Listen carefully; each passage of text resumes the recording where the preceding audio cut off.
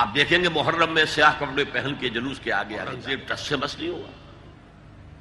پھر انہوں نے ایک عجیب ترکیب کی کہ کسی گاؤں میں پہلی مرتبہ ہاتھی آیا، ایک بہت بڑے فتنے کی بنیاد بن گیا. یہ 16 مہینے کی نمازیں تو ہماری اکارت گئی، غلط رخ پر پڑی ہم نے. حضور نے پوچھا کیوں رکھتے ہو 10ویں محرم کا روزہ؟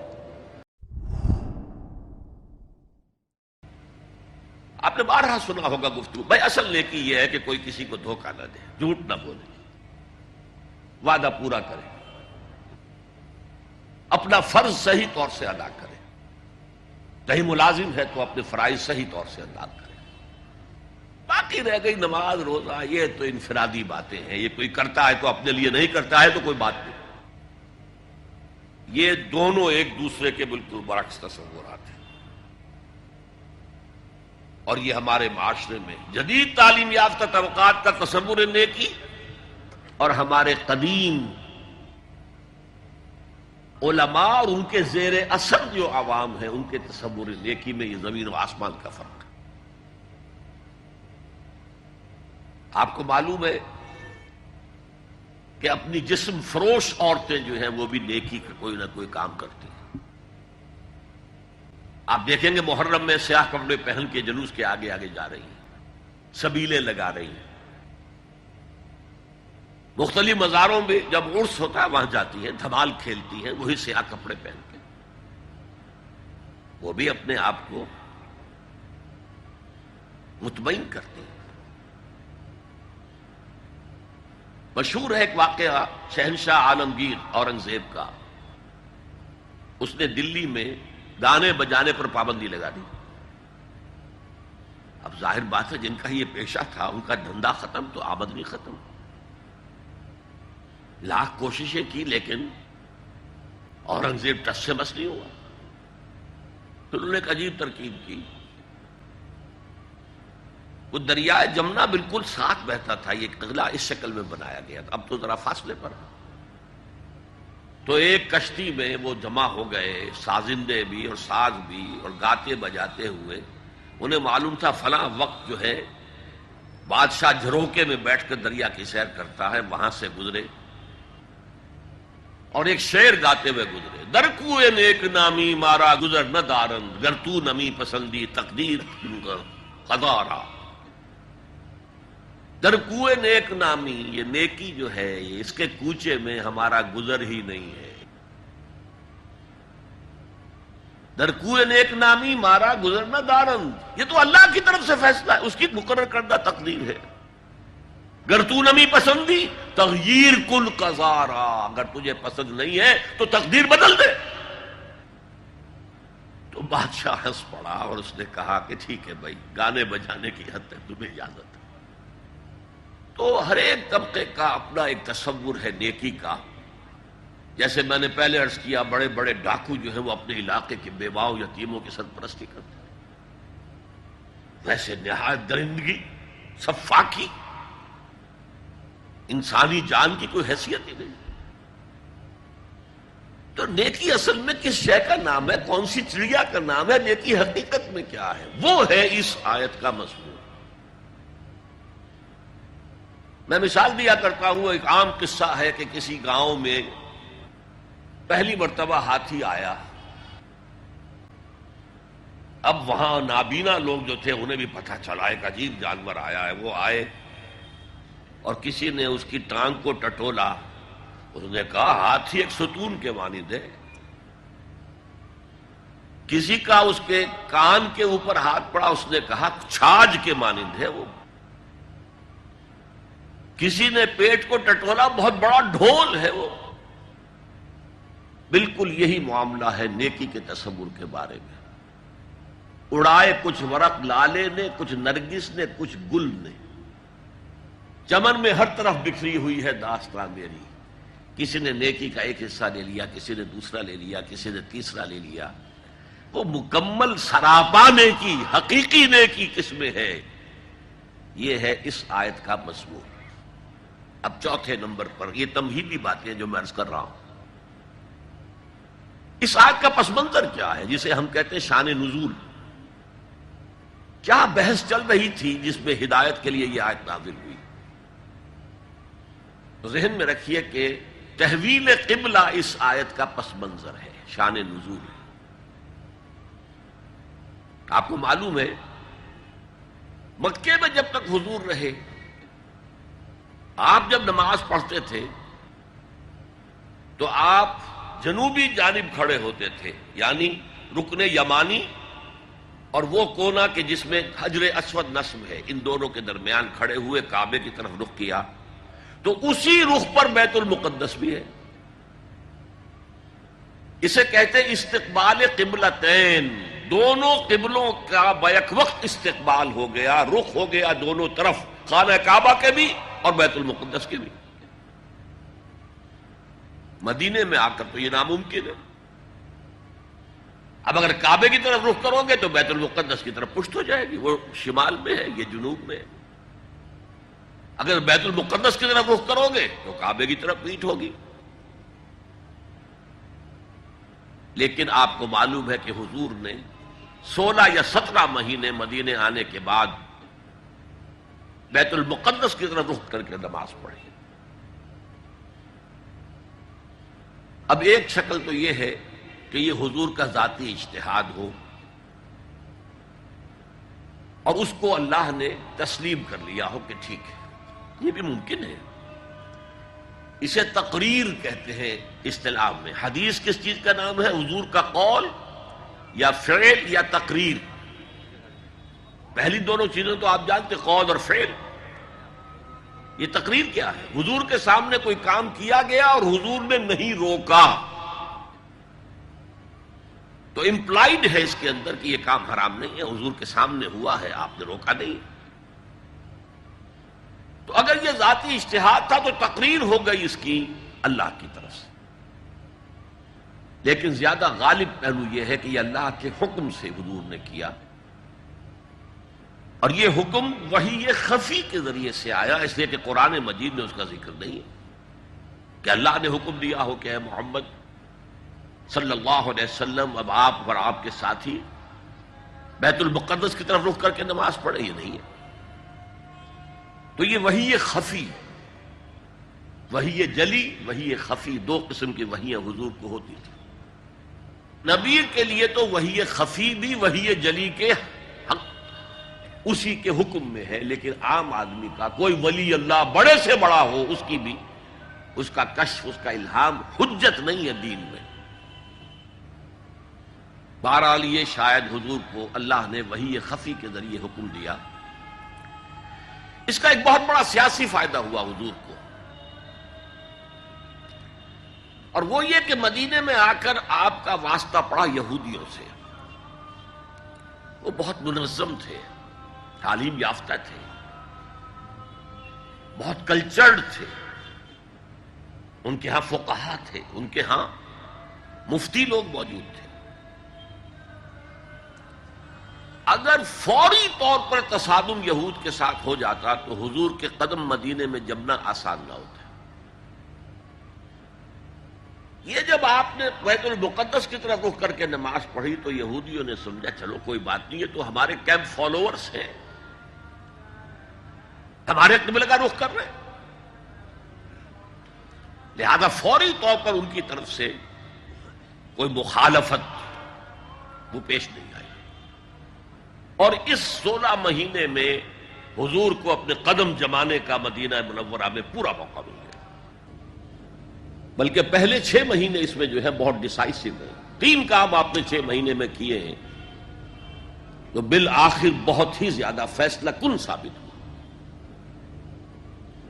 نمبر 1 یہ کہ آپ نے مسجد نبوی کی تعمیر کر لی، اب یہی مرکز ہے، یہی درسگاہ ہے، یہی خانقاہ ہے، یہی پارلیمنٹ ہے، یہی دارالمشاورت ہے، یہیں سے فوجیں تیار کی جا رہی ہیں، یہی وفود آ کر پیش ہو رہے ہیں۔ بہرحال ایک مرکز مہیا ہو گیا۔ نمبر 2 یہ کہ مہاجرین میں اور انصار میں مواخات، ایک مہاجر ایک Ansari, they were declared brothers۔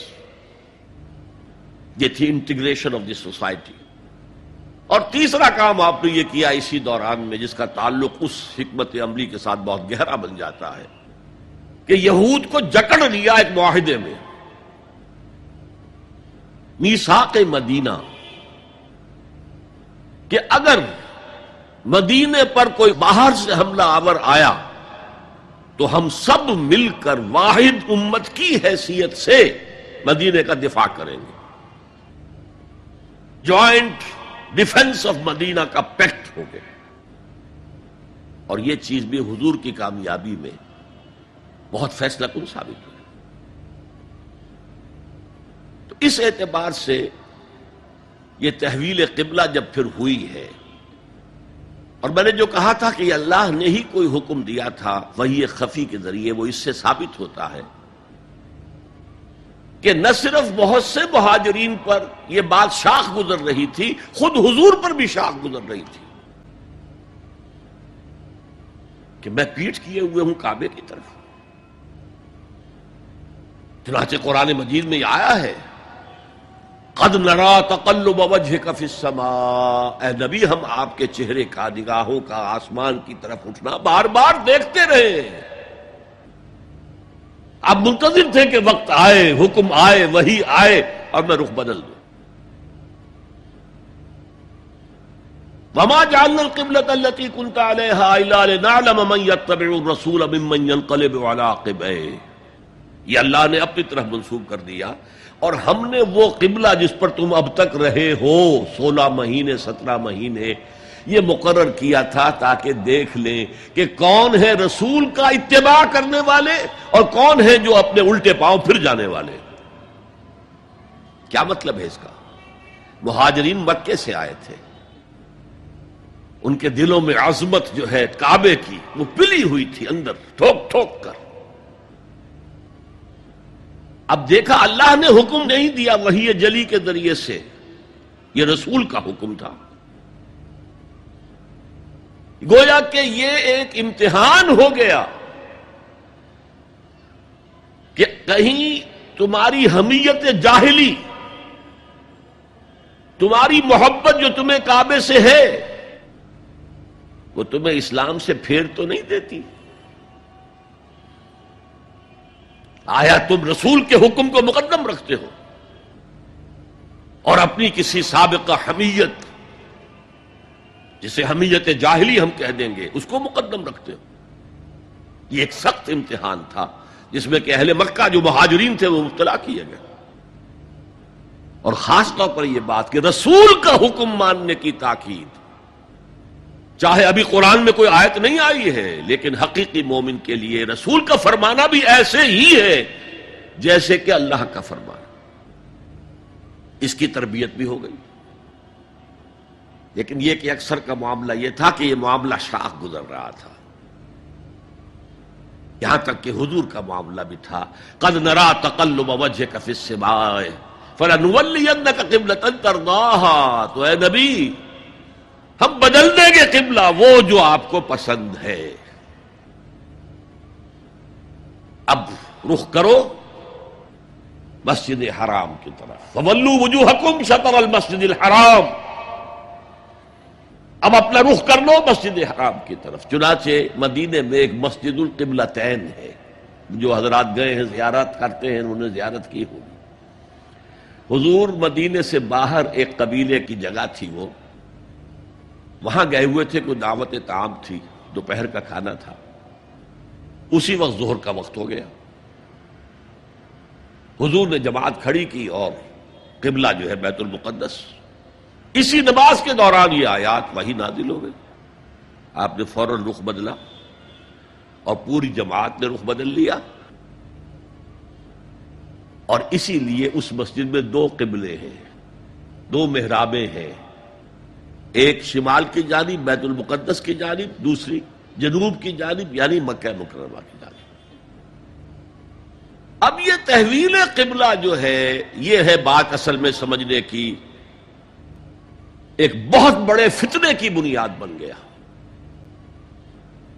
فتنہ آزمائش کو کہتے ہیں، اور فتنہ فساد کو بھی کہتے ہیں۔ فساد یہودیوں کی طرف سے شروع ہوا، یہ کیسا نبی ہے جس کا قبلہ ہی معین نہیں؟ ابھی یہ شمال کی طرف رخ کر کے نماز پڑھ رہا تھا اور اب اس نے جو ہے جنوب کی طرف رخ کر لیا. کیسا رسول ہے یہ؟ کیسا نبی ہے؟ حضور کے خلاف لوگوں کو بھڑکانے کا انہیں اب ایک موقع ہاتھ آ گیا. اور آپ کے علم میں ہے کہ اوس اور خزرج کے جو عوام ہیں وہ یہود کے بہت زیر اثر تھے، بہت زیر اثر تھے. وہی بات کہ وہ سمجھتے تھے ہمارے پاس نہ کوئی شریعت ہے، نہ کتاب ہے، نہ کوئی قانون ہے، نہ ہمارے ہاں کوئی مفتی ہے، نہ قاضی ہے. ان کے ہاں تو کتاب ہے، شریعت ہے، مفتی ہے، قاضی ہے. ان کا تو بہرحال کلچرڈ لوگ ہیں. تو ایک روب تھا ان کا. لہذا یہ ایک ان کو موقع مل گیا کہ اس پر لوگوں کے جذبات کو بھڑکائیں اور حضور سے برگشتہ کر دیں. دوسری طرف سادہ لو مسلمانوں کے اندر بھی ایک فتنہ بطور آزمائش آ گیا کہ اگر اصل قبلہ یہ تھا تو یہ 16 مہینے کی نمازیں تو ہماری اکارت گئی، غلط رخ پر پڑی ہم نے. اور نماز تو دین کا اصل ستون ہے اور یہ نماز ہماری ضائع ہو گئی. یہ ان کے دلوں میں ایک وسوسہ پیدا ہوا. اس پہلو سے اس مسئلے پر بڑی مفصل گفتگو قرآن میں ہوئی ہے میرے اور آپ کے لیے. بلکہ مجھے اعتراف ہے کہ میں یہ سوچتا رہا اتنی مفصل گفتگو بار بار فَوَلُّوا وُجُوهَكُمْ شَطْرَ الْمَسْجِدِ الْحَرَامِ فَوَلُّوا وُجُوهَكُمْ شَطْرَهُ، یہ بار بار پورے 2 رکوع قرآن مجید میں، سورہ بقرہ کا 17واں رکوع، 18واں رکوع اسی پر ہے. اس لیے کہ ہم اس سینسٹیونیس کا اندازہ نہیں کر سکتے کہ جو اس وقت پیدا ہو گئی تھی اس پر. تحویل قبلہ پر یہ معمولی نہیں بات تھی. یہود نے سمجھ لیا تھا کہ اب معلوم ہوا یہ ایک نئی امت کا آغاز ہے، اس کا مرکز اب نیا بن گیا ہے. اب تک وہ سوچ رہے تھے کہ ہمارے ہی، چنانچہ میں ایک اور واقعہ ہوا تھا کہ یہ عاشورہ کا روزہ رکھتے تھے یہودی. حضور نے پوچھا کیوں رکھتے ہو 10ویں محرم کا روزہ؟ انہوں نے کہا کہ اصل میں ہمیں جو نجات ملی تھی فرعون سے، اور فرعون کو جو غرق کیا گیا تھا لاؤ لشکر سمیت، وہ 10 محرم کو ہوا تھا، ہم شکرانے کے طور پر روزہ رکھتے. حضور نے فرمایا کہ موسیٰ کے تو ہم تم سے زیادہ مستحق ہیں، لہذا مسلمانوں کو حکم دیا کہ تم بھی 10ویں محرم کا روزہ رکھا کرو. اب یہ چیزیں ایسی تھیں کہ جس سے وہ پیسیفائیڈ تھے ایک طرح سے کہ نہیں یہ کوئی نئی چیز نہیں ہے، یہ ہمارے کیمپ فالوورز. بلکہ حضور نے فرمایا تم 2 روز کا روزہ رکھو، 9ویں محرم کا بھی 10ویں کا بھی. بہرحال اس پر جو ایک تشویش ہوئی ہے، اس تشویش کو دور کرنے کے لیے 2 رکوع، 17واں 18واں رکوع، 2 رکوع پورے کے پورے اسی بحث پر مشتمل ہیں.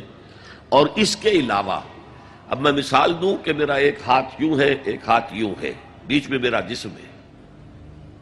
تو اس بحث کا جسم جو ہے وہ تو وہ 2 رکوع ہیں، رکوع 17واں 18واں.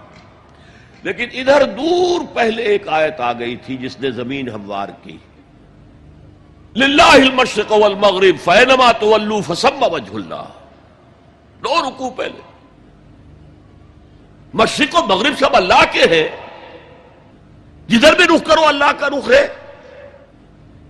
قبلے کا مطلب یہ تو نہیں ہے کہ اللہ اس سمت میں محدود ہے، معاذ اللہ. اللہ کا رخ، اللہ تو مشرق میں ہے، مغرب میں ہے، شمال میں ہے، جنوب میں ہے، فوق میں ہے، تحت میں ہے، ہر جگہ ہے. للہ المشرق والمغرب فینما تولوا فثم وجہ اللہ. مشرق و مغرب سب اللہ کے ہیں، جدھر بھی تم رخ کرو گے وہ اللہ کا رخ ہے.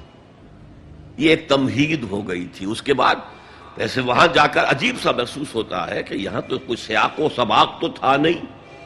یہ آیت کس حوالے سے آئی ہے؟ اصل میں اس بحث کے لیے تمہید وہاں سے شروع کر کے بات چھوڑ دی گئی. اور پھر 2 رکوع آگے جو ہے وہ یہ آیت آ گئی کہ اگر ابھی کوئی ریزیڈول ایفیکٹ باقی ہے تو اب ان سے کہا جا رہا ہے سخن شناس نئی دل برا خطائی جاست. لوگوں تم بات نہیں سمجھتے، سخن شناس نہیں ہو اے میرے محبوب. دل برا، سخن شناس نئی دل برا خطائی جا. خطا یہاں ہے، تم جسے اصل نیکی سمجھ بیٹھے ہو، ریچول، ظاہری شکل، وہ اصل نیکی نہیں ہے، وہ کل نیکی نہیں ہے. نیکی تو اصل میں ایک روح ہے جو پورے وجود میں سرایت کرتی ہے، ایک بالکل مختلف انسان وجود میں لاتی ہے، ایک پورا مختلف کردار وجود میں لاتی ہے۔ نیکی تو حقیقت میں وہ ہے۔